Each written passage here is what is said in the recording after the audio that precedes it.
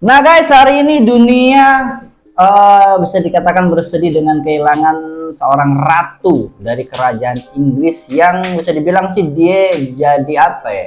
Jadi saksi hidup lah ya, 70 tahun memegang kerajaan Inggris sampai sekarang tahun 2002. Bagaimana tuh dia tuh dari zaman dulu sampai zaman sekarang. Nah, tokoh ini itu beda kurang lebih 7 tahun sama nenek buyutnya, yaitu Ratu Victoria yang juga pernah memegang kekuasaan kerajaan Inggris selama 69 tahun. Dan bagaimana dan seputar apa yang kita bahas tentang Ratu Elizabeth II yang telah meninggal, tonton video kita dan like, comment, subscribe, dan share channel YouTube kita Fenomena, dan tetap berbacot santuy. Nah guys, baru aja nih kemarin nih kita dapat berita yang cukup apa ya, berita duka lah ya, dimana salah satu saksi sejarah lah di dunia, yaitu Ratu Elizabeth II telah menguruskan napas terakhir atau meninggal, dimana 70 tahun men dia berkuasa men, memegang kerajaan Inggris selama 70 tahun, dan wajar juga usia juga sudah tua dan mungkin sudah takdirnya. Tapi gini guys, ngomong-ngomong soal Ratu Elizabeth II, dari biografinya, dia bernama Elizabeth Alexandra Mary, lahir 21 April 1926 sampai 8 September 2022 guys. Adalah ratu monarki konstitusional dari 16 negara berdaulat. Dikenal sebagai alam persemakmuran, yaitu negara-negara yang berada di bawah naungan si ini ya, Inggris lah ya.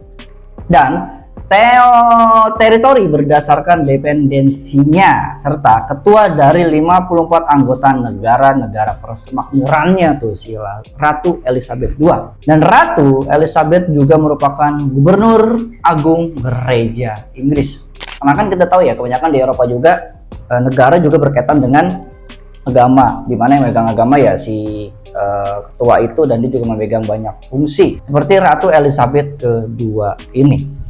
Seputar dengan Ratu Elizabeth lahir di London dan menempuh pendidikan secara privat. Ayahnya naik tahta menjadi George ke-6 pada tahun 1936. Setelah pamannya yaitu Edward VIII melepaskan tahtanya, dan secara tidak terduga Elizabeth menjadi penerus tahta berikutnya nih guys. Dan ini nih sedikit biografi tentang Ratu Elizabeth II guys. Nah guys, berarti kan di sini informasinya si Ratu sendiri sudah memerintah selama 70 tahun di pemerintahannya yang merupakan pemerintahan terlama dalam sejarah monarki Britania Raya ataupun Inggris, yang ternyata melampaui pemerintahan nenek buyutnya si Ratu Victoria, yang juga bagian dari kerajaan yang memerintah selama 63 tahun. Berbicara masalah Ratu Elizabeth, memang secara turun-temurun darahnya memang darah biru guys, darah seorang raja dari zaman dahulu bahla sampai sekarang. Bayangin tuh saksi hidup dia gimana tuh, sejak kecil ngelihat lingkungan dan keluarga kerajaannya yang penuh dengan mungkin glamor, penuh dengan gemerlap lah ya, dunia kerajaan, tahta, harta, sampai sekarang dunia yang pada akhirnya tuh udah transformasi guys. Jadi si Ratu Elizabeth memang sangat bersejarah karena umurnya yang sudah memang hampir 100 tahun, 96 guys, yang jadi saksi banget ya sejarah perkembangan dunia guys. Nah, di sepanjang hidupnya nih, Ratu Elizabeth sendiri telah menyaksikan proses transformasi negara-negara jajahan Britania Raya ataupun Inggris dari Imperium Britania menjadi negara-negara persemakmuran. Tuh banyak negara tuh ya di bawah negara Inggris tuh. Pada saat naik tahta pada tahun 1952, peran Ratu sebagai kepala negara dari beberapa negara-negara merdeka sudah terbentuk dengan sendirinya. Nah, jadi memang karena sistem kali ya, akhirnya si negara-negara persemakmuran di bawah Inggris itu dibawahi oleh di atas, ataupun di atasnya tuh si Inggris nih, dan dia menjadi ratu tuh jadi kayak sistem yang sudah berjalan guys. Nah, dalam rentang waktu 1953 sampai 1954, Ratu dan suaminya memulai kunjungan kenegaraan selama 6 bulan ke berbagai negara di dunia. Ia menjadi kepala monarki pertama yang mengunjungi Australia dan Selandia Baru. Jadi kalau di Indonesia tuh belusukan kali ya, dia jadi dapat tahta, dapat mandat, akhirnya dia mungkin karena sistem kerajaan tuh berbeda lah ya dengan sistem presidensium. Mungkin jadi memang dari rakyat untuk rakyat, melihat rakyatnya, kayaknya sih ya observasinya gitu ya, logika fenomenanya lah ya. Dia jadi raja, dipilih oleh rakyat ataupun memang jadi mandat ya, karena untuk rakyat juga akhirnya dia belusukan, kalau bahasa kita di Indonesia. Akhirnya dia ngelihat gimana rakyatnya, apa kekurangan rakyatnya, apa yang sedang diderita rakyatnya, dan dia jadi presiden ya. Bisa dikatakan memulai kunjungan kenegaraan selama 6 bulan tuh ke berbagai negara.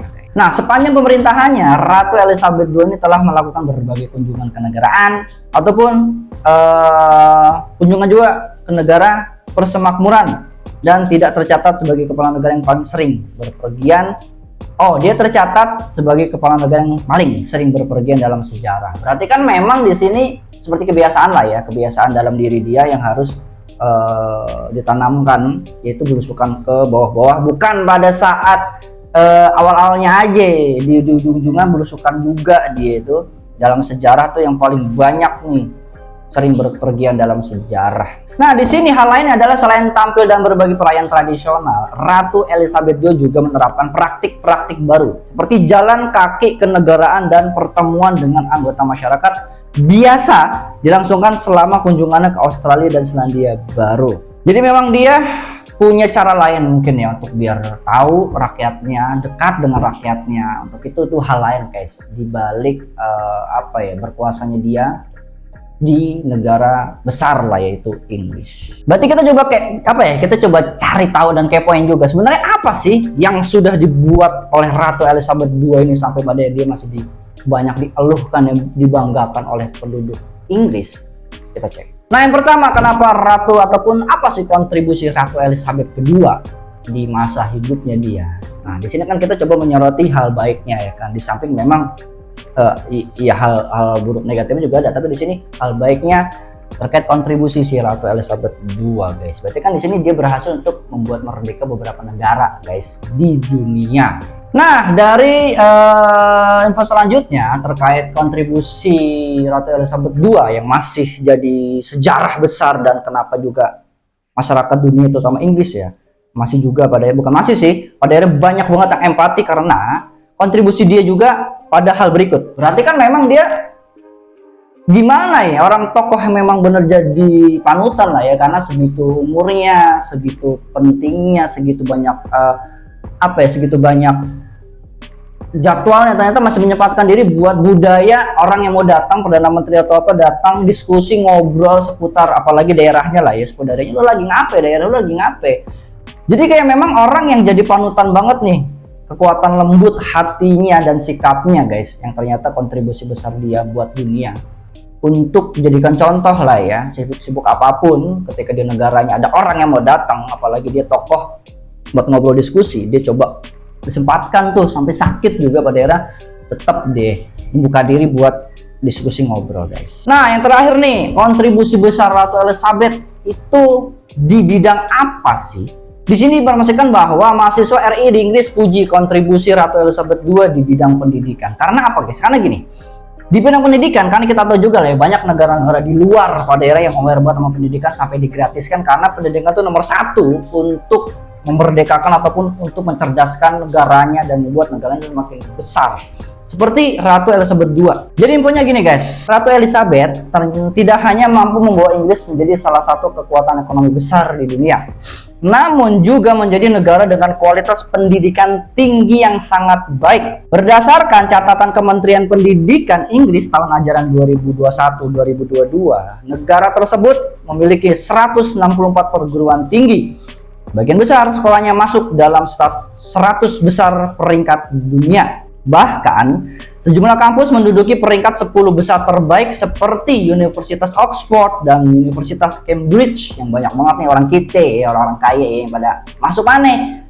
Oxford man, masuk Cambridge man, itu kayak memang jadi satu beban moral juga ketika lo masuk sono. Ya udah, berarti gengsi lo naik. Tapi dibalik dari itu, Inggris guys, ataupun lewat Ratu Victoria yang berhasil untuk kontribusi besar terhadap pendidikan di sana. Kan berarti sih besar banget kontribusinya Ratu Elizabeth untuk dunia pendidikan. Saking lembut hatinya, aware dia, terus dia juga menjadi panutan juga, karena emang pendidikan nomor satu, karena berpengaruh banget Contohnya, banyak anak-anak yang setidaknya besarnya pun banyak negatifnya karena pendidikan dari orang tua, lingkungan keluarga, lingkungan sekitar. Balik lagi, terus di sekolah ataupun di banyak lingkungan, di banyak contoh sampel. Pada akhirnya tuh pendidikan yang nomor satu, dan Ratu Elizabeth ini adalah apa ya, bisa dibilang contoh lain ataupun poin lain terkait kontribusi dia yang cukup jadi perhitungkan lah ya, cukup diperhitungkan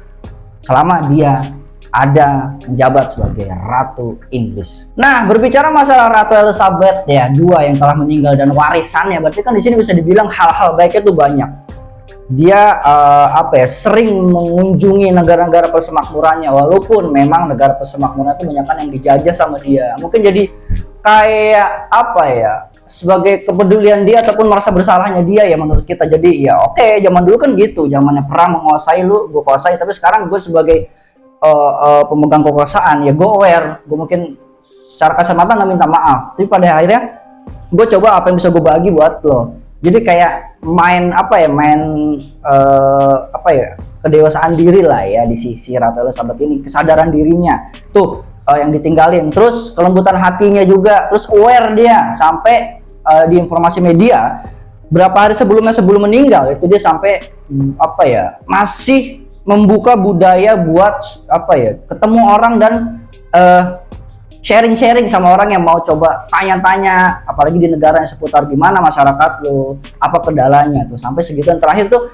pendidikan guys, di nomor satukan oleh Ratu Elizabeth ini yang memang pada akhirnya tuh besar banget kontribusinya sang queen, sang ratu di semasa hidupnya guys. Nah, kita jadi coba sandingkan dengan fenomena yang ada di kita, yaitu adanya kerajaan Yogyakarta ataupun apa ya, bisa dibilang bukan kerajaan, sebuah sistem pemerintahan lain, presiden, penguasa ataupun yang menguasai satu daerah dengan bisa dibilang sama lah, kerajaan dan juga kerajaan. Terus Hamengkubuwono ya kan, Sultan Hamengkubuwono yang memerintah berdasarkan dari keluarga besar yang turun tahta.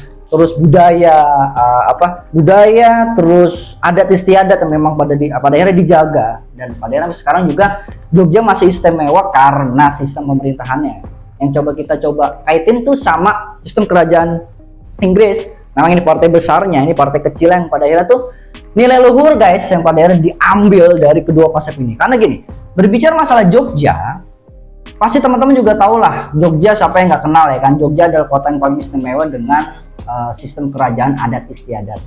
Nah, berbicara masalah Jogja, di sini kita jadi mau ngobrolin masalah sistem nilai-nilai yang diambil oleh Jogja yang terus diterapkan sampai sekarang. Karena gini, di mana ada, kalau kita buka Jogja atau Hamengkubuwono ke-10, di sini ada terkait poin, yaitu jika teman-teman buka terkait Jogja, yaitu Sri Sultan Hamengkubuwono ke-10 lah ya, sebagai yang punya atau menguasai Jogja. Nah, jadi kalau teman-teman buka ataupun cek ya terkait Jogja ataupun Sultan Hamengkubuwono X terkait kaitannya ya sama sifat tokoh berhubungan dengan kerajaan dan apa yang diterapkan, di sini ada subkategori menjadi Jogja menjadi Indonesia.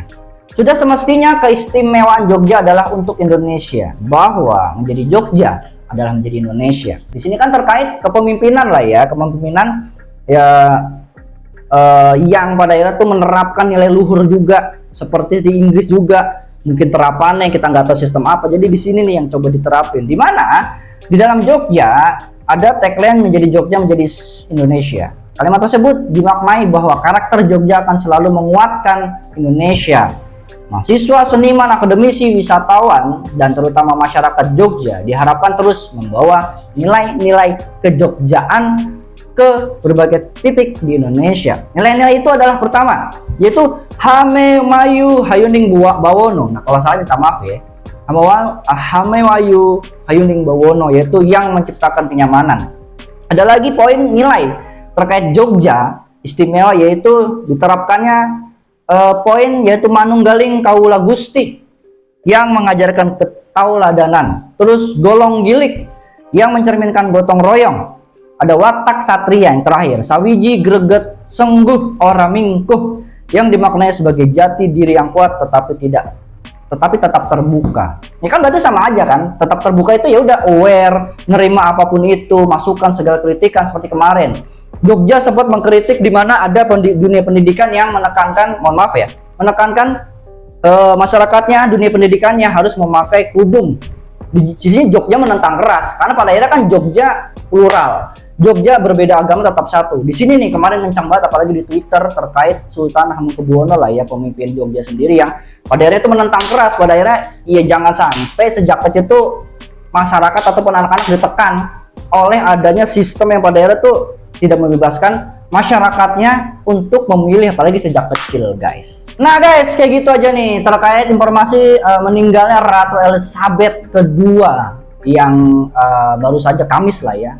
Dan warisan terbesarnya yang coba kita kaitkan sama warisan besar di Indonesia juga terkait satu daerah yang memiliki warisan besar, nilai-nilai besar yang masih dijaga sampai sekarang.